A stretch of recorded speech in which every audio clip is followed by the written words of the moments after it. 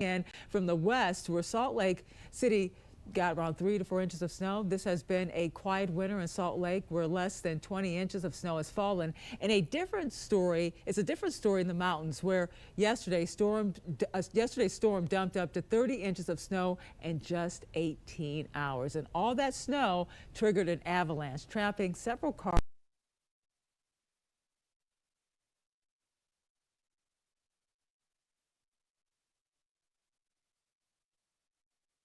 Essentially narrating the avalanche moments after he was hit.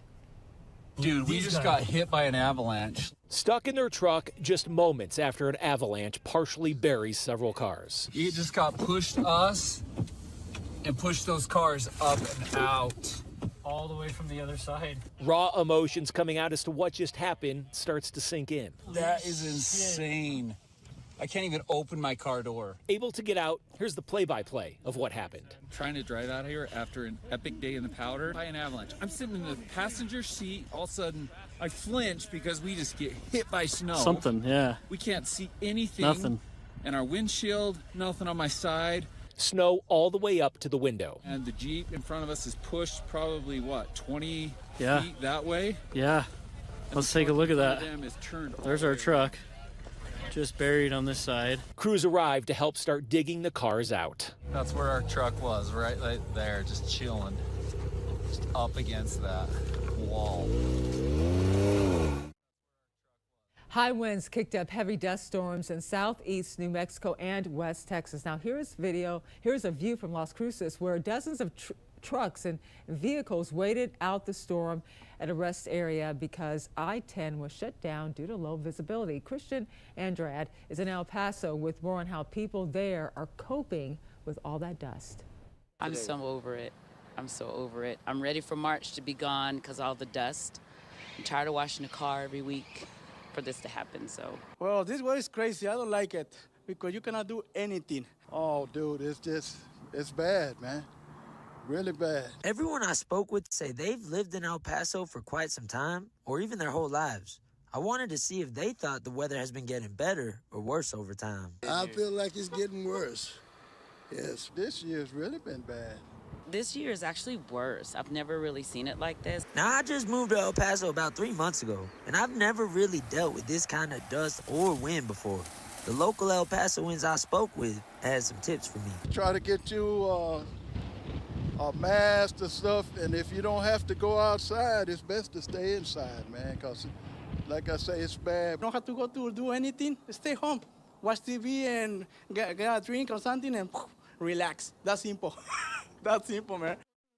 It's been nearly a week since wildfires broke out in Oklahoma, and they are still burning today. Tens of thousands of acres have burned, and the risk of more fires continues today, with red flag warnings posted from South Texas all the way into western Illinois. The hope is that the winds will die down by tomorrow, but that's no comfort to people who have lost everything to the flames. David Kasanoff is in Luther, Oklahoma, with more. A culmination of my whole life. I've collected tools and everything and put it all in one spot, and it just went poof. Daniel Wilkerson says as the fire came in from the west Friday afternoon, his family and pets didn't have much time to get out of the house. Come here. You know, you might go through an emergency beforehand or something like that, but your feelings and everything else seem to overrun when you're in the moment and trying to grab stuff. His wife and 21-month-old twin babies made it out alive, but one of his cats died. There isn't much that will be able to be saved because it all got way too hot. Wilkerson says he lost a lot of vehicles to the fire. That one. Lost a couple motorcycles. The home he built 7 years ago is destroyed. It's amazing how fast it disappeared. In Arkansas, communities are still cleaning up after Friday's deadly and historic tornado outbreak. At least a dozen tornadoes broke out that night, and 2 of them were powerful EF4s with maximum winds of 200 miles per hour. Ashley Lunningham is in Cave City outside Little Rock with a look at recovery efforts this morning. Is this unreal? It's unreal. See it all the time, but never at your place. Kurt Coles and his family have been natives of Cave City for generations. He was a few towns away. He saw the radar. I started heading home, and I called the fire chief, and he was still taking cover and said his fire station had been hit, and it's here behind us, so I knew the house had been hit. Coming home to find his neighborhood in ruins. This is all of them storage buildings from over there that come over here. That's part of them storage buildings. His mom lived a few houses down. Cole's trying to see if she was okay, with no calls going through. We lost AT&T and couldn't get a hold of her. But we finally got somebody to go where we thought she was, and she was there. Thankfully not home, in the direct path of the tornado. It took the roof off. Her home, a total loss. But Cole says volunteers hit the ground running day one, already putting a dent cleaning up the debris. And for that, they are more than grateful. Yeah, a bunch has been cleaned up. Nobody got hurt, and we can rebuild everything. A welcome home 9 months in the making. NASA astronauts Butch Wilmore and Suni Williams are back on Earth. The SpaceX Dragon capsule carrying the duo splashed down off the coast of Florida Tuesday night. Jeff Harris has more. From an 8-day mission into a 9-month marathon, NASA astronauts Butch Wilmore and Suni Williams are finally back home. And splashdown, Crew 9 back on Earth. The crew splashing down off the coast of Florida Tuesday night. Cameras capturing the moment they exited their SpaceX Crew 9 capsule. Smiles beaming from ear to ear, both waving in excitement. Don Platt, an aerospace expert, tells us Wilmore and Williams were selected for the first crewed flight test of Boeing's Starliner capsule in June of last year. But due to several issues, they couldn't return home. So they made a decision based on safety to keep the two crew members up there. So their 1-week mission turned into 286 days. NASA landing the Starliner without them on board, President Trump stressing urgency to get them home. The two were reassigned to SpaceX's Crew Dragon. Find a SpaceX capsule that they could send up and return them back to home safely. Now, Platt says being in space, especially for 9 months, takes a major mental and physical to your body. So the two will need some time to recover. Cause some degradation to your bone, to your muscle, and many other systems really in your body. He also believes NASA will review this mission and what went wrong to help minimize the chances of future problems. This maybe shows us that we need to go back to really making sure that things are ready to go and tested. And check out this wild video from the Atlanta area. A driver just missed being struck by lightning during severe weather over the weekend. The driver would likely not have been hurt had their car been hit, but it's not the rubber tires that protect you in your car from lightning, what most people think. It's actually the metal frame that carries the lightning's current down to the ground. And coming up on the National Weather Desk, a recent weather storm dropped ounce of snow on Washington State. We'll find out what it means for the struggling snowpack levels in the region.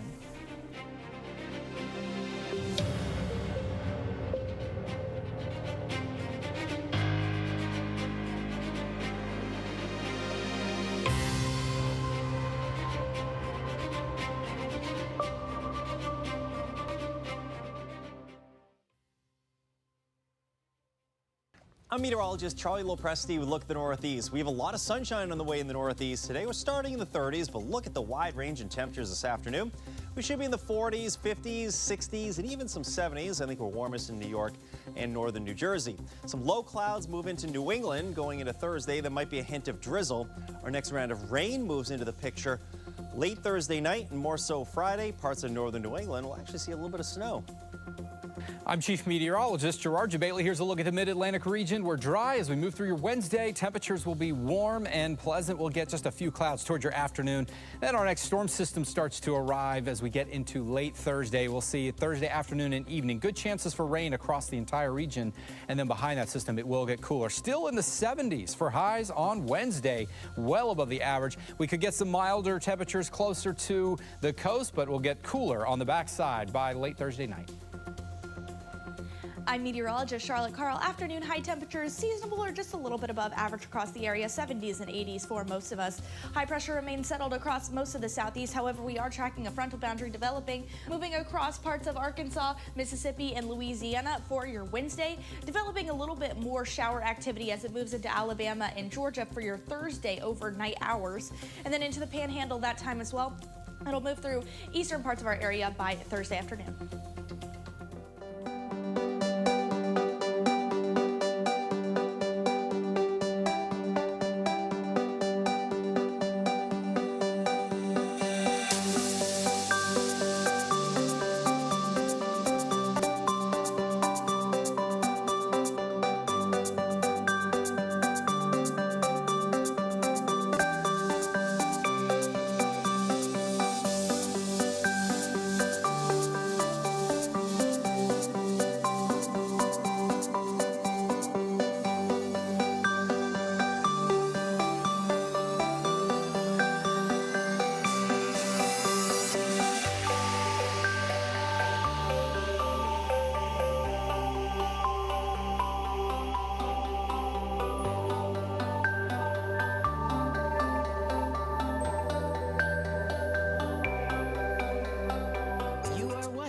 The National Weather Desk.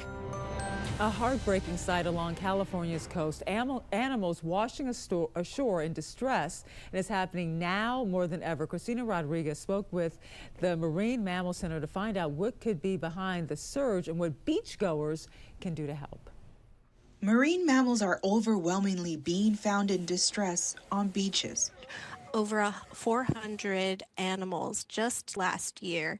And not just during peak summer season, but now year-round. 200 of those animals that we rescued last year were California sea lions, and they were rescued in the span of just 2 months. Those animals experiencing domoic acid poisoning, a natural occurring toxin that builds up in the fish that marine mammals and humans eat. You know, marine mammals are eating the same food sources that we are as people, and they when marine mammals strand, they can provide an indicator into what is happening in the ocean. It just brings to light the impacts of climate change, the impacts of an ocean that is changing. The Marine Mammal Center has saved thousands of animals for 5 decades.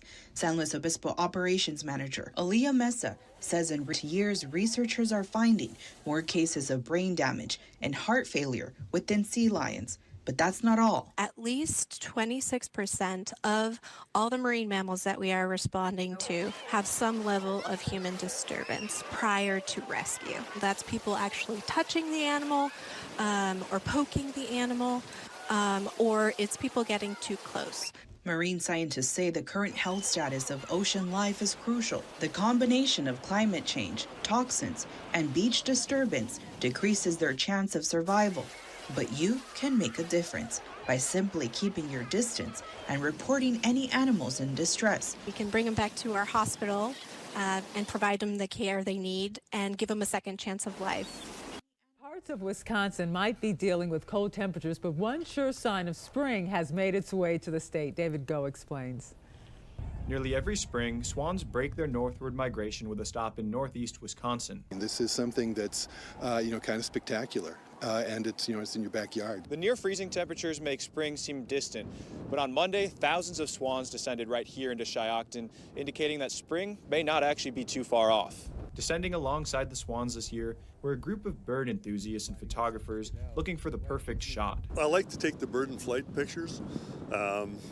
With the winds today, it's a little more difficult. It may be just 1 or 2 days the swans make northeast Wisconsin their home. According to the DNR, both tundra and trumpeter swans pass through the region as migratory species en route to Canada. There's 3 trumpeter swans over there. They're a little bit bigger than the tundra swans. Primarily the big flocks are the tundras, and then the trumpeters will come through in flocks of maybe 5 to 10. The crowded wetlands do raise concerns, especially with various diseases wiping out groups of waterfowl early in 2025. I was just down in Antarctica, and it was a huge concern down there.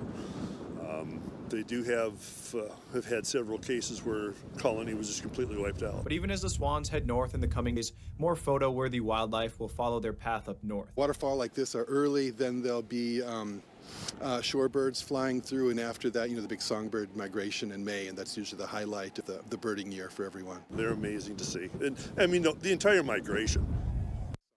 There might be signs of spring in Wisconsin, but that's not the case in western Washington. Mountains there got a thick blanket of fresh snow over the weekend, boosting the struggling snowpack. Meteorologist Stella Sun brings us an update on the improving conditions of the slopes and where the state's snowpack levels are.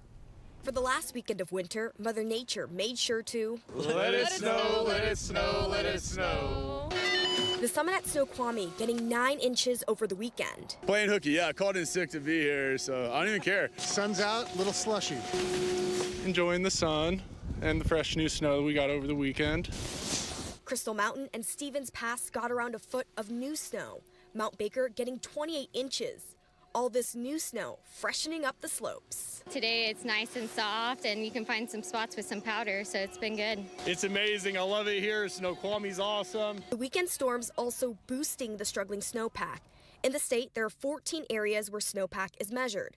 A healthy snowpack is important because when it melts in the spring and summer, it fuels the state's hydropower, provides drinking water, irrigation for farms, and reduces wildfire risk by maintaining soil moisture and preventing very dry conditions. In western Washington, the lower Columbia and Olympic snowpack is above or near normal, between 94 and 106%. The north, central, and south Puget Sound snowpack is behind, ranging from 70 to 82% of normal. 2 weeks ago, it was not all that great, but today it seems really good. What's really good, several more winter and spring storms will dump heavy snow in the mountains this week. It's not Cascade concrete right now, so that's all you can really ask for, especially during the springtime. I guess we're still late winter, but I'm calling it spring. And this week we've been talking a lot about high winds, and meteorologist Shannon Ray says she has been getting lots of questions on Facebook about wind direction, so she posted this explainer. Take a look. When we talk about a wind coming from a direction, so when we say a northwesterly wind, that means it's coming from the northwest and heading to the southeast. And likewise with all the other wind directions, a westerly wind coming in from the west heading to the east, southwesterly wind, a south wind carrying that warm air from the south to the north, and then a southeast wind, of course, coming from the southeast. There's your east wind, and a northeast wind coming from the northeast, and then our north wind. So the wind direction that you see when you see those arrows on your app or on weather maps, they are pointing to the direction the wind is headed. And also another thing we talk sometime about, you may not hear it very often, but the way the wind changes direction at the surface or with height has a name for it. A veering wind. Veering wind means it changes direction in a clockwise direction. So for instance, today we have a south wind and changing to the southwest this afternoon. Tomorrow it shifts to the west and northwest. That's a clockwise shift. However, when it changes the other direction, that is called a backing wind. So little information on wind, considering we've been talking a lot about it. Along with wind, we've been talking a lot about tornadoes this week as well. Did you know that sometimes clouds can be confused for tornadoes? Meteorologist Natalie Walters explains on TikTok. Is this right here a tornado? If you answered no, you would be correct. It may look scary, but this is what we call a scud cloud. You can see here that it's not rotating and the air is rising slowly. Scud clouds are often confused with funnel clouds, which you can see here, and the big difference you'll be able to tell is that it will be rotating strongly and also attached to the cloud base. Also, a funnel cloud is not a tornado until it reaches the ground, but if you spot a funnel cloud, you'll want to head to your safe spot as quickly as possible. Time now for a short break, but first we soar over Pennsylvania's Cranberry Glade Lake.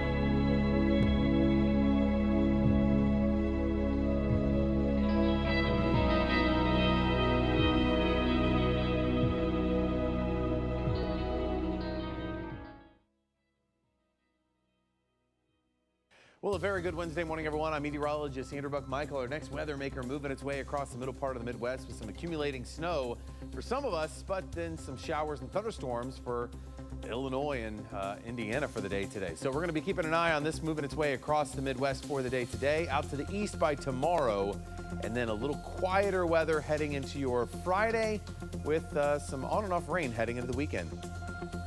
Well, good Wednesday morning to you, meteorologist Chris Suchan. Look at our forecast today across the region, starting off with a cold front moving across. Behind it, gusty winds, fire weather concerns across Texas, a little bit of Oklahoma. You see that big drop in temperatures. May get a shower or thunderstorm out ahead of the front. And then Thursday, we start off with 30s and widespread 40s for most of the region.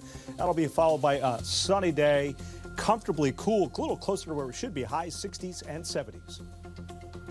I'm George Waldenberger with your forecast for the western United States, and waking up frosty in parts of the California Central Valley, then warming to the mid-70s in San Diego and Phoenix, mid-40s only, though, in Salt Lake City. On the backside of a blizzard, still gusty in Colorado. Another weather maker really kicking up the seas off the Oregon coast. Wind and rain and mountain snow moving into the Pacific Northwest. That's the scene from out here.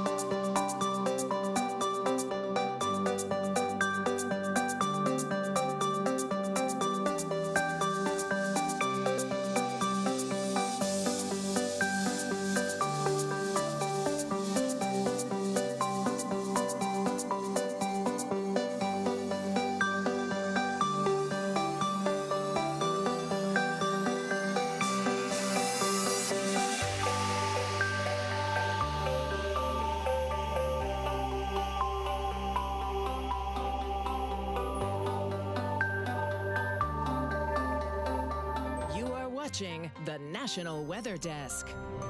Tomorrow is the first day of spring, and while that does mean warmer weather on the way, places in the south can still experience sub-freezing temperatures. Let's turn to Alabama meteorologist Evan Chikvera for a better understanding of why this happens. Not only is it not uncommon, it's pretty close to normal. Our average last freeze, March 21st. The first day of spring typically falls between the 19th and the 21st of March, depending on the year. And we usually have our last freeze sometime at the end of the month or beginning of April. So this is actually very common. And the other question I got was, well, if we have 12 hours of sunlight, why are we not warming up? Why is it not instantly as warm as it would be, say, in September when we also have 12 hours of sunlight? Well, it takes time for us to warm up. The surface temperatures, the ground, infrastructure, all warms over time. So as days get longer and longer, it's almost like a snowball effect. You have warm days, warmer nights, and as we get into June, July, August, we gradually have warmer temperatures. So yes, we have the same amount of daylight today that we would in September, but by September, we've also had several months to warm.